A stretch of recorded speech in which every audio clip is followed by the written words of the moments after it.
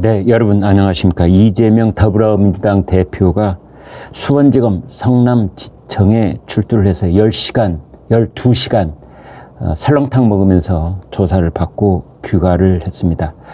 더불어민주당 국회의원 40명이 뒤에 병풍을 쳤더군요. 피의자 신분입니다. 피의자 신분입니다. 현직 야당 대표가 검찰에 소환돼서 조사를 받은 것은 처음 있는 일인데 이재명 측에서는 이것을 마치 헌정사에 처음 있는 야당 탄압인 것처럼 그렇게 해석을 하고 있는데 그렇게 볼 일이 아닙니다. 이것은 우리 헌정사에 처음 보는 부끄러운 일입니다. 그래서 이재명과 그 측근들은 자기네 현직 대표가 제3자 뇌물 혐의로 검찰에 소환돼서 조사를 받았다는 것 자체, 피의자 신분이었다는 것 자체, 그것이 야당 대표로서는 처음 겪는 일이라는 것 자체에 대해서 부끄러워해야 됩니다. 부끄러워해야 됩니다.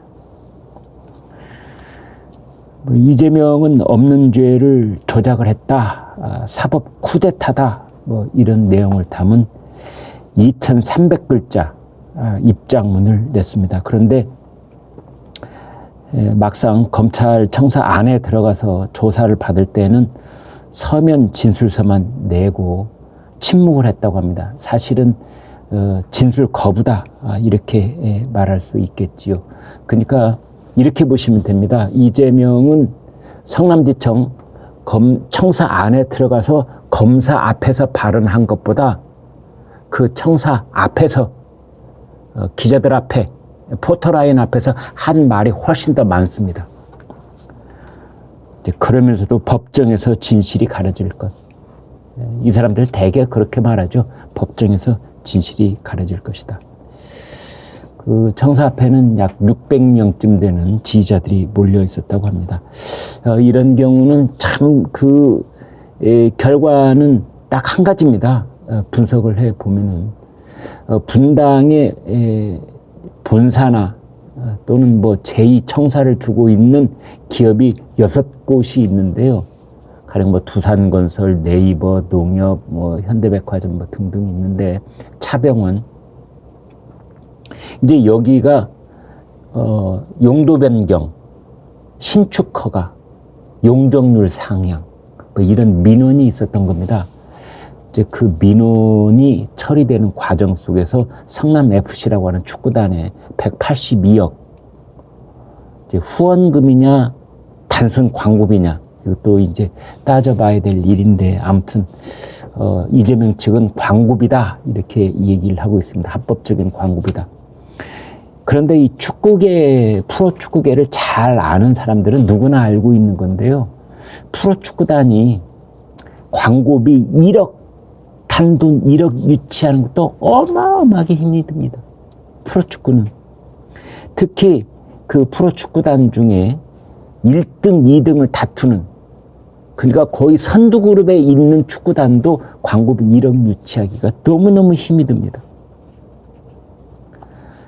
프로야구에 비해서 상대적으로 하는 말씀인데, 관객도 많지 않고, TV 중계도 그렇게 인기가 야구보다는 많지는 않고, 그래서 아무튼 광고비 유치가 너무나 힘드는데, 아니 어떻게 182억 광고비 유치라니, 엄청난 거죠. 이제 어제 그 청사 앞에서 이재명 대표 가장 눈에 띄는 광경 중에 하나는 어떤 시민이 쫄았습니까? 너 쫄았냐? 고함을 치자 이재명이 이렇게 대고 쉿 하는 장면이었습니다. 그 성남지청 앞이 12차로 큰 길이었는데요. 둘로 쪼개져서 한쪽은 이재명 지지자들 지켜줄게, 그리고 이제 반대쪽에서는 이재명 구속하라, 이제 그러고 있었습니다. 여당 쪽에서는 이재명이 피해자 코스프레를 하고 있다. 피해자가 아니라 피의자다. 그러는 거고. 야당 쪽에서는 이제 김건희 여사하고 관계도 있는 도이치모터스 의혹을 태스크포스를 구성하겠다. 이렇게 이제 맞받아치고 있는 상황이다. 보시면 되겠습니다. 결국은 성남FC 후원이 대가성이 있느냐 없느냐 이제 이걸 따져보면 될 것 같습니다. 이재명 측에서는 단순 광고비다 이제 그러고 있고, 검찰 쪽에서는 대가성 있는 후원금이다. 분당구에 본사를 두고 있는 6개 기업들로부터 민원을 해결해주고 돈을 받은 거다. 민원 해결된 거 맞거든요. 그때 다 용도 변경이 됐습니다. 또 이재명 측에서는 성남FC가 독립법인이어서 미르재단처럼 사유화가 불가능하다. 최순실이 주도했던 그 미르재단 얘기를 하고 있는데, 그러나 검찰 측에서는 무슨 소리야. 성남FC의 구단주가 정진상이었어.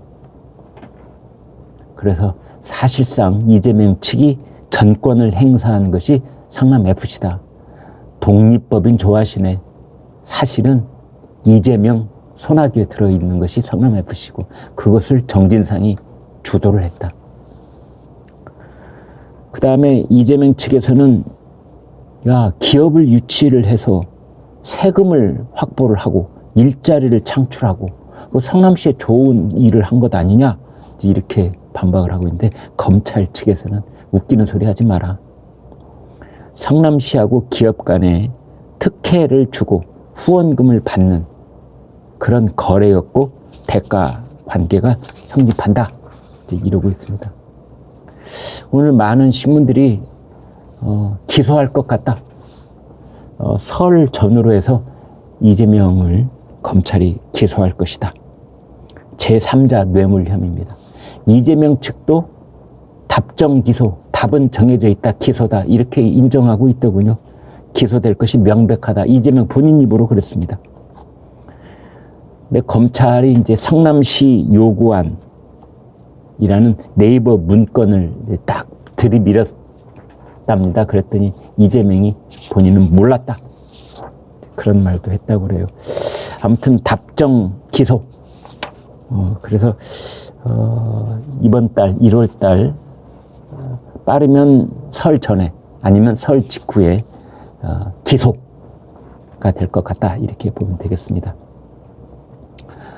아무튼 이재명 측은 조작 수사고 표적 수사다 이렇게 말하고 있고, 검찰은 혐의 입증에 자신 있다 이러는 건데요. 여기서 한 가지 중요한 것은 여론의 추이입니다. 국민들은 어떻게 보시는가. 드디어 포토라인 앞에서 이재명을 받고 그가 2,300자 입장문 발표하는 것도 받고, 그 다음에 검찰이 이제 혐의를 입증할 수 있다는 내용이 쭉 나온 것도 봤기 때문에 국민들께서는 어떻게 보시느냐에 따라서 검찰이 더 힘을 얻을 수도 있고 이제 이런 상황입니다. 그런데 지금 우리 국민들은 이게 정치 탄압이냐 불법 비리냐에서 불법 비리 쪽으로 보는 우리 국민들이 많습니다. 정치 탄압이 아니라 불법 비리다, 개인적인 불법 비리다 이제 이런 겁니다. 그래서 이재명이 이제 검찰의 칼날 위에 서 있습니다. 이재명이 검찰을 이겨먹을 수 있을 것인가, 검찰의 칼날에 베이고 말 것인가, 이제 이것을 봐야 알겠지요. 다만 한 가지, 오늘 한 신문의 사설이 말했던 것처럼 이러한 일을 정쟁화해서는 안 됩니다. 이재명은 검찰 수사에 당당하게 임하겠다 그랬는데 막상 성남지청 앞에 선 모습은 당당함과는 전혀 거리가 멀었습니다. 아니, 당당하다는 사람이 왜 혼자 가지 국회의원을 40명이나 끌고 갑니까? 안 그렇습니까? 마치 병풍을 친 것처럼 어무병, 내가 앞으로 갈 테니까 뒤에서 어무 사격 좀 해, 이런 군사작전도 아닌데. 그러면서 검찰 수사가 함정 수사라느니 정적 제거를 위한 조작 수사라느니 그런 말 할 필요가 뭐가 있어요. 정말 당당하다면 검찰에 가서 이번이 기회다, 나에게 이러저러한 의혹이 있었는데 검찰 수사를 받아서 그걸 깨끗하게 클리어하면 될 거 아닙니까? 그리고 왜 검찰에 가서 진술을 거부를 합니까? 그렇게 당당하다면. 분당경찰서가 불송치 결정을 내린 적이 있어요. 사실은 뭐 이재명이 이제 그것을 자기의 자기 무혐의를 받았다 이렇게 이제 그 근거로 삼는 것 같은데, 그때 불송치 결정도 완전히 무혐의하고는 좀 거리가 있었습니다. 그리고 이제 검찰이 바로 재수사 지시를 내리고 지금 이렇게 이제 전개되어 온 거고, 불송치 결정은 문재인 정권 때 내려진 결정이었고, 그때 사실은 경찰은 손 놓고 있었습니다.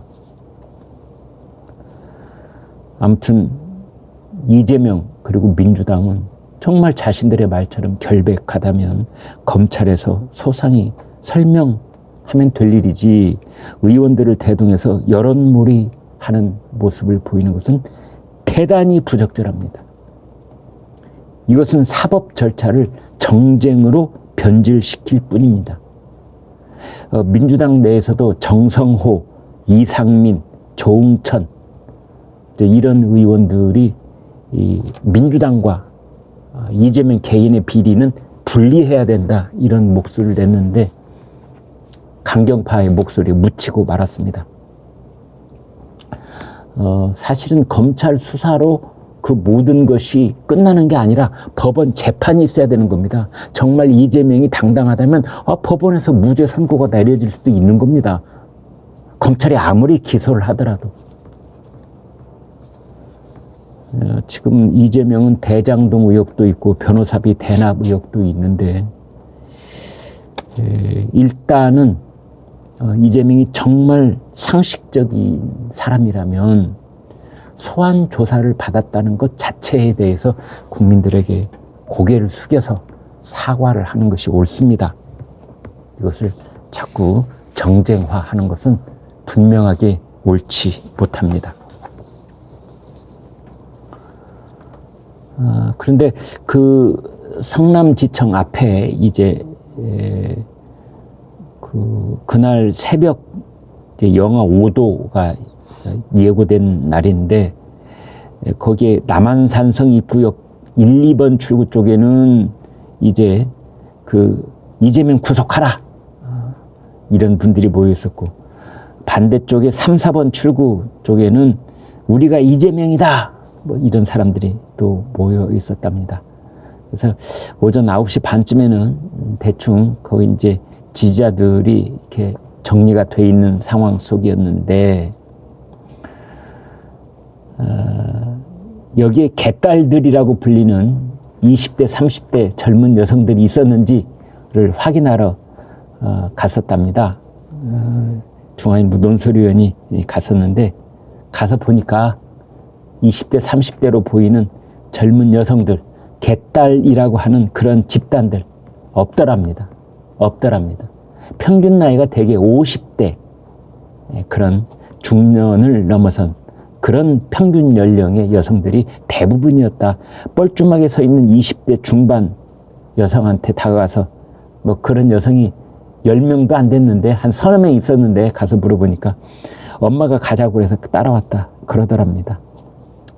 그래서 이런 허상, 그 다음에 허무맹랑한 말장난 이제 그만 내려놓아라 이렇게 꼬집는 말도 있었습니다.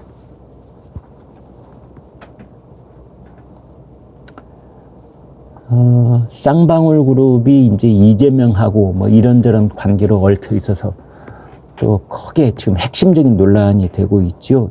이재명 변호사비 대납 의혹을 사고 있는 김성태 전 쌍방울 회장이 태국에 있는 한 골프장에서 전격적으로 검거가 됐습니다. 한국 시간으로 저녁 7시 반쯤, 태국 시간으로 오후 5시 반, 2시간 시차가 나거든요.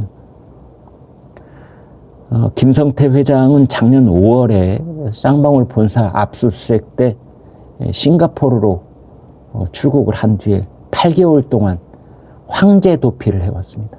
황제 도피. 뭐 수억 원대 도박도 하고, 강남에 있는 유흥 음식점에 그 여정호번들을 불러다가 또 같이 놀기도 하고 뭐 이랬었습니다. 양선길 그 현 쌍방울 회장도 함께 검거가 됐다고 그래요. 김성태하고 양선길이하고 이제 둘이 인척 관계랍니다. 이 김성태 전 회장은 2019년 5월 이화영 경기도 평화부지사, 안부수 아태협 회장 등으로 중국 단둥에서 북한 측으로부터 광물 개발 등 6분야의 사업권을 받았습니다. 그러고 200만 달러를 넘겨줬다. 이런 혐의를 받고 있습니다. 그러면서 쌍방울 계열사인 나노스의 주가가 3배가 껑충 급등을 했었지요. 그리고 2018년 11월, 2019년 7월 경기도 그리고 아태협이 공동 개최한 남북 교류 행사 비용도 김성태 쌍방울이 지원을 했었습니다. 2018년에서 2019년 640만 달러를 중국으로 밀반출한 혐의도 받고 있습니다. 또 안부수 아태협 회장이 이 중에 50만 달러를 북한 조선 아태위 김영철 위원장, 송명철 부실장에게 건넨 혐의도 그렇게 받고 있습니다. 김성태 전 쌍방울 회장은 지금 이제 그쪽에서 보면은 이제 대략 3가지가 있습니다. 3가지. 하나는 변호사비 대납. 이재명의 변호사비 대납이요. 하나는 대북 사업. 또 하나는 개인적으로 횡령 배임 혐의. 이제 이런 것들이 있는데, 그러니까 이재명과 관련된 거는 변호사비 대납하고 대북 사업, 뭐 이렇게 볼 수가 있겠지요. 또 하나를 덧붙이자면 정관계 비리 의혹도 있습니다. 그런데 김성태가 이 사건을 수사하고 있는 수원지검 쪽에 연락을 해왔다는 거 아닙니까? 내가 귀국을 해서 이재명과 관계된 것은 내가 다 풀겠다. 변호사비 대납 의혹도 얘기하고 대북 사업에 관계된 것도 얘기하고, 그래서 아태협하고 경기도하고 쌍방울이 어떤 관계에 어떤 지원을 했는지 다 풀겠다. 다만 개인적으로 나의 횡령 배임 비리는 좀 덮어다오. 이걸 이제 플리바기닝이라고 하는 것이지요. 혐의 중 뭐 여러 가지 중에 이제 어떤 것을 검찰에 적극적으로 수사 협조를 하고 나머지 죄는 일부 이제 탕감을 받는, 수원지검이 노 그랬답니다. 이제 지금 이런 상황이 있는데, 아무튼 쌍방울 그룹의 비리가 중대 분수령을 맞을 것으로 보인다. 이제 이렇게 보고 있는 거고, 이것은 이재명 대표하고 아주 밀접한 관련이 있다. 이렇게 볼 수 있겠습니다. 태국에 있는 골프장, 방콕에 가까운 곳에 있는 골프장입니다. 파인허스트라는 골프장인 것으로 지금 그렇게 추정이 되고 있는데요. 빠툼타니라는 그 지방의 파인허스트 골프장. 지난달에 태국 파타야에서 현지 경찰에 체포된 쌍방울의 재경 총괄국장, 쌍방울의 금고지기로 불리는 김모 씨가 거기서 체포가 됐는데, 그 사람과 김성태가 주고받은 이메일, 그리고 그 사람이 가지고 있던 연락처, 이제 이걸 바탕으로 김성태를 추적해 왔다가 이번에 양선길이하고 김성태를 전격적으로 체포를 했던 거죠. 그리고 그 유흥업소 여자 종업원 말고도 이 도박 자금줄 역할을 해왔던 여성이 또 있습니다. 이런 사람들의 그 연락과 이 관계 이런 것들을 쭉 추적을 해왔던 거지요. 김성태는 필리핀 마닐라에서 수억 원대 도박을 하고, 강남의 유명 유흥업소 여자 종업원을 도피처로 불러서 즐기기도 하고, 그래서 황제 도피다 이런 얘기를 듣기도 했습니다. 아무튼 이재명한테는 엎친 데 덮친 격이다, 이렇게 말씀드릴 수가 있겠습니다. 지금 이제 국민의힘에서는 나경원 저출산위원회 부위원장 어떻게 될 것인가, 이게 초미의 관심입니다. 그런데 전격적으로 저출산 고령사회위원회 부위원장 장관급인데요. 전격적으로 사의를 밝혔습니다. 물러나겠다. 그러면서 불출마는 없다. 출마하겠다, 이런 뜻입니다. 출마하겠다.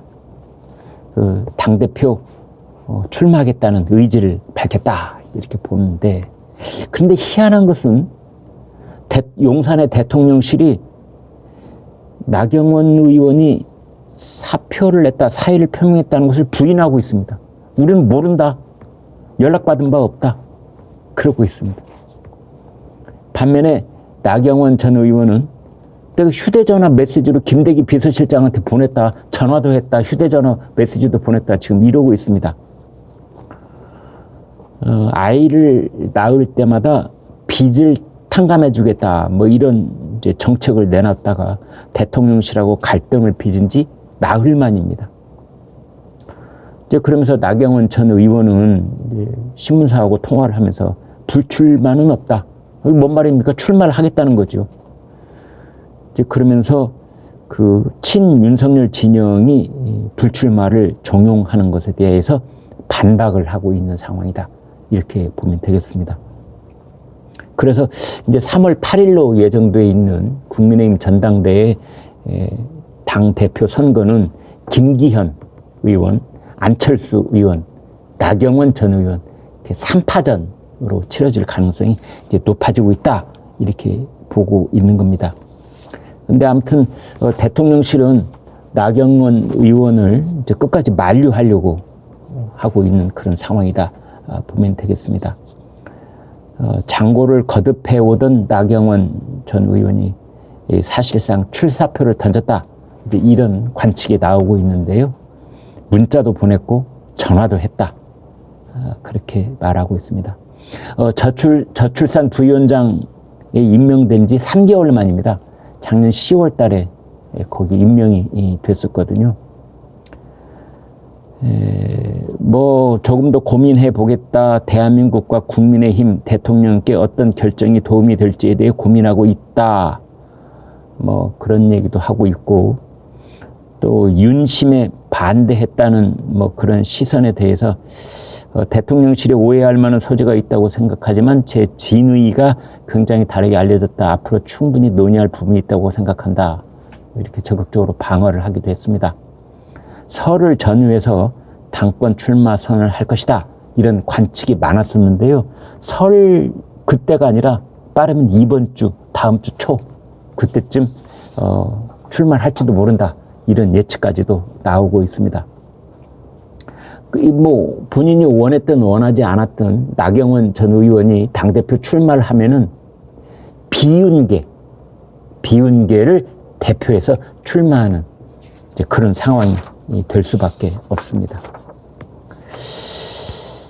한 가지 여기서 걱정되는 것은 이제 이런 겁니다. 지금 나경원 의원 쪽도 좀 저희가 봤을 때는 부적절한 부분이 있고, 대통령실도 국민들 눈에 오해를 살 만한 그런 부분이 있다라는 점을 지적하지 않을 수가 없습니다. 나경원 전 의원은 지금 저출산위원회 부위원장, 기후환경대사라는 두 가지 중책을 맡았는데, 본인은 지방의 국민의힘 당 행사를 돌면서 사실상 대표에 출마하겠다는 후보로서의 행보를 이어갔습니다. 그러면서 출마할 것인지 말 것인지를 저울질하면서 애매모호한 입장을 보여왔습니다. 이거 대단히 부적절한 행위였습니다. 반면에 용산에 있는 대통령실은 아니 윤석열 대통령이 당무에 대해서는 관여하지 않겠다라고 이미 천명을 했었는데, 마치 대통령실이 교통정리를 위해서 특정 후보를 견제한 듯한 이런 발언을 하고 있는 것도 적절한 행동은 아닌 것입니다. 나경원 전 의원이 출마 쪽으로 마음을 굳혀가고 있다, 이렇게 인터뷰를 하자. 불과 3시간 만에 사회수석이 브리핑을 해서 나경원 전 의원을 비판하고 나선 것도 석연치는 않습니다. 당권 도전을 막으려고 나경원 의원에게 뭐 저출산위원회 부위원장을 맡겼다느니 또는 뭐 장관직을 제안할 것이라느니 뭐 이런 얘기가 나오는 것도 적절한 행동은 아닌 것입니다. 그래서 한신문은 이런 얘기를 하고 있습니다. 진박 감별사, 그 2016년 총선 떠오르시지요? 진박 감별사 완장을 차고 뭐 공천을 누구는 되고 누구는 안 되고 이렇게 주무르고, 당시 또 뭐 당대표 직인을 갖고 부산 영도다리로 사라져서 옥새를 들고 나르샤 뭐 이런 얘기가 있었지 않습니까? 그러면서 정권이 쇠퇴되고 탄핵 사태로 이어지고 그에 앞서서 총선은 망하고 그런 적이 있었습니다. 이번도 혹시 찐윤 뭐 이런 얘기가 자꾸만 불거져 나오고 이런 상황이 국민들을 실망시키지는 않을까. 그렇게 당대표가 선출돼 본들, 그게 국민들께 과연 감동을 줄 수 있을 것인가, 이런 생각이 드는 겁니다. 이제 그 국민의힘 전당대회 2달 남았습니다. 2달도 채 안 남았습니다. 정말 정신 바짝 차려서 어떤 형식이 됐든 국민들께 찐한 감동을 드리는 그런 전당대회가 되지 않으면 이번에 뽑힌 당대회가 내년에 총선을 제대로 지휘할 수 있을지 정말 걱정이 되는 대목이다. 이런 지적의 말씀을 드립니다. 네, 여러분 오늘 방송 함께 해주셔서 고맙습니다. 구독, 좋아요 부탁드립니다. 고맙습니다.